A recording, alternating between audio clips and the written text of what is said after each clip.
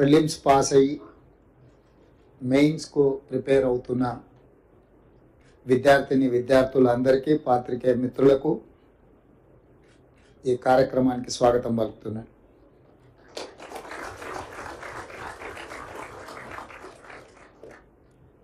తెలంగాణ ఉద్యమం, తెలంగాణ రాష్ట్ర సాధన ప్రధానమైన అంశము నిరుద్యోగ సమస్య. నిరుద్యోగ విద్యార్థుల యొక్క ఉద్యమం, ప్రత్యేక తెలంగాణ రాష్ట్ర సాధన. అందుకే కాంగ్రెస్ పార్టీ ప్రజాప్రభుత్వం ఏర్పాటు చేసిన మరుక్షణం ఈ నిరుద్యోగ సమస్యను శాశ్వతంగా పరిష్కరించాలన్న ఆలోచనతోటి దీర్ఘకాలికంగా వాయిదాలు పడుతున్న ప్రభుత్వ నియామకాలను 90 రోజుల్లోనే 30,000 మందికి ఉద్యోగ నియామక పత్రాలు పేరున ఎల్బీ స్టేడియంకు ఆహ్వానించి ప్రజల సమక్షంలో వాళ్ళ తల్లిదండ్రుల కళ్ళల్లో ఆనందం చూస్తూ 30,000 మందికి 10 సంవత్సరాలు వాయిదాలు పడుతున్న ప్రభుత్వ ఉద్యోగ నియామకాలను చేపట్టడం జరిగింది.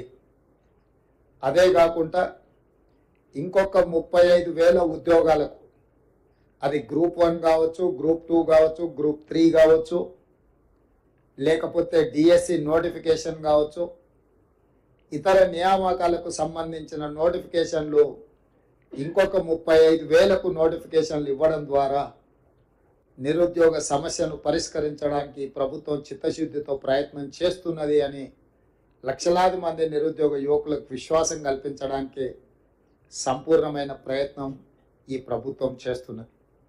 అదేవిధంగా రాష్ట్ర స్థాయి నియామకాలనే కాకుండా దేశ స్థాయిలో, అది కేంద్ర ప్రభుత్వ సర్వీసులకు సంబంధించి కావచ్చు, పబ్లిక్ సర్వీస్ కమిషన్కు సంబంధించి కావచ్చు, తెలంగాణ రాష్ట్రం నుంచి అత్యధికంగా ఈ ప్రాంత నిరుద్యోగ యువత పోటీ పరీక్షలలో పోటీ పడి అందులో ఉత్తీర్ణులై ఈ దేశ నిర్మాణంలో, ఈ దేశం అభివృద్ధిలో మీరు భాగస్వాములు కావాలి, తెలంగాణ ప్రతిష్ట పెరగాలి, తెలంగాణకు సంబంధించిన మీరందరూ మా కుటుంబ సభ్యులుగా మేము భావించి, కుటుంబ పెద్దలుగా మా బట్టి విక్రమార్క గారు సింగరేణి సంస్థ నుంచి ఒక ప్రత్యేకమైన కార్యక్రమాన్ని రాజీవ్ గాంధీ సివిల్స్ అభయహస్తం కార్యక్రమం ద్వారా మీకు ఒక ఆత్మవిశ్వాసాన్ని పెంచడానికి ఈ రాష్ట్ర ప్రభుత్వం మమ్మల్ని అనాథలుగా వదిలేయలేదు, మా పట్ల కుటుంబ బాధ్యత పోషిస్తుంది అని మీకు నమ్మకం కలిగించడానికి ఈ కార్యక్రమాన్ని ఏర్పాటు చేయడం జరిగింది. చాలామందికి ₹1,00,000 పెద్ద విషయమా అని అనుకొని ఉండొచ్చు, లేదా కొంతమంది పేదలకు ₹1,00,000 కూడా గొప్ప విషయంగా కూడా ఆర్థిక ప్రయోజనం కింద కనిపించవచ్చు.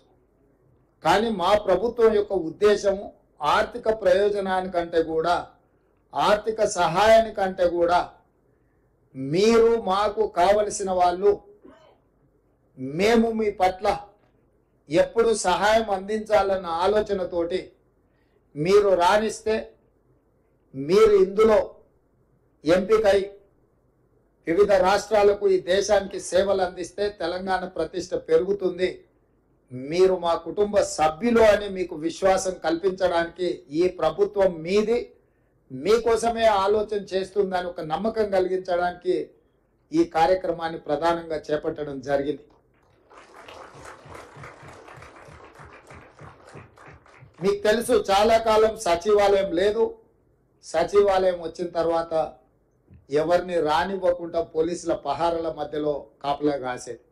ఒకప్పుడు నేను వచ్చినా, సీతక్క వచ్చినా, ఎవరం ఇందులో అధికారులను కలవడానికి వస్తే బయటనే పోలీసులు అరెస్ట్ చేసి తీసుకెళ్ళి పోలీస్ స్టేషన్లలో నిర్బంధించే పరిస్థితి.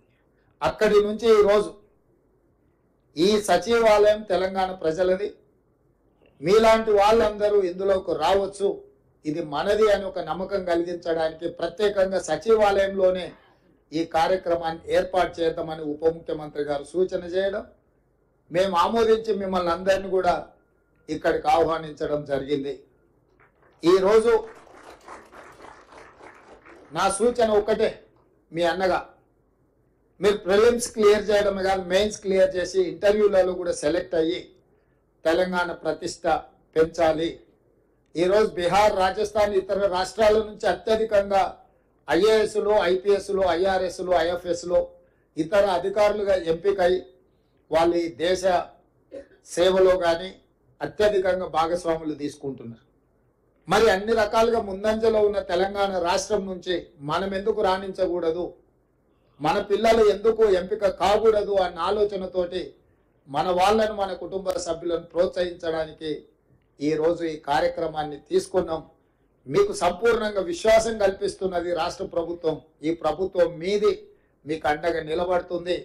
మీరు ఏమాత్రం ఆలోచన చేయకుండా పరిపరి విధాలుగా మీరు ఆలోచన చేయాల్సిన అవసరం లేదు. పరీక్షల మీదనే దృష్టి పెట్టండి, రాణించండి, ఎంపిక అవ్వండి. తద్వారా మీ తల్లిదండ్రులకు, మీ గ్రామానికి, మన రాష్ట్రానికి ఒక గౌరవం పెరుగుతుంది. ఆ విధంగా మీరు ముందుకు వెళ్ళాలని తెలియజేస్తూ, అదేవిధంగా బట్టి విక్రమార్క గారు కొన్ని అంశాలను ప్రస్తావించారు. యంగ్ ఇండియా స్కిల్స్ యూనివర్సిటీ గురించి.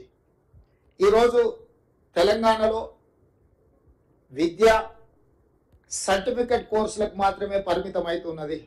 నేను చాలామంది ఇంజనీరింగ్ గ్రాడ్యుయేట్స్తో నేను ఇంటరాక్ట్ అవుతున్నా, మాట్లాడుతున్నా. ఇంజనీరింగ్ సర్టిఫికెట్ తీసుకొని బయటకు వస్తున్నారు, కానీ వాళ్ళ యొక్క నైపుణ్యం ఆ స్థాయిలో లేకపోవడం వల్ల నిరుద్యోగ సమస్య పట్టి పీడిస్తుంది. ఇంకొక పక్కన పరిశ్రమలకు సంబంధించిన వ్యక్తులు, పరిశ్రమలు నెలకొల్పిన వాళ్ళు వస్తున్నారు. మాకు హ్యూమన్ రిసోర్స్ తగ్గిపోయింది, మా దగ్గర నియామకాలు చేపట్టాలంటే అసలు ఎవరు రావడం లేదు అని వాళ్ళు వస్తున్నారు. సో మేము మంత్రివర్గ సహచరులతోని ఆలోచన చేసినాం. ఒక పక్కన పరిశ్రమలకు సంబంధించిన యజమానులు నైపుణ్యం ఉన్న మాకు యువత దొరకడం లేదు అని చెప్తున్నారు. ఇంకొక పక్కన సర్టిఫికెట్లు, డిగ్రీ పట్టాలు పుచ్చుకొని యువత బయటకు వచ్చి మాకు ఉద్యోగ అవకాశాలు రావడం లేదు అని వాళ్ళు మాట్లాడుతారు. వీళ్ళిద్దరి మధ్యలో ఒక అంతరం ఉంది, ఒక గ్యాప్ ఉంది. ఆ గ్యాప్ ఏంటంటే సర్టిఫికెట్ తీసుకొని బయటకు వచ్చే వాళ్లకు వృత్తి నైపుణ్యం లేకపోవడం వల్ల, చదువుకు తగ్గ అనుభవం, చదువుకు తగ్గ శిక్షణ లేకపోవడం వల్ల ఉద్యోగ ఉపాధి అవకాశాలు వాళ్ళు కోల్పోతున్నారు. అందుకే అన్ని రకాలుగా ఆలోచన చేసి ఈరోజు యంగ్ ఇండియా స్కిల్స్ యూనివర్సిటీని ఒక ఐఎస్బి, ఒక IIIT మోడల్లో ఎవరికైతే చైతన్యం ఉన్నదో, ఎవరైతే శిక్షణ పొందాలనుకుంటున్నారో, ఎలాంటి రాజకీయ ఒత్తిడులు లేకుండా వాళ్ళకున్న నైపుణ్యాన్ని దృష్టిలో పెట్టుకొని వాళ్ళకు అవకాశాలు కల్పించాలి అని ఈ యంగ్ ఇండియా స్కిల్స్ యూనివర్సిటీని మనం ప్రారంభించుకున్నాం.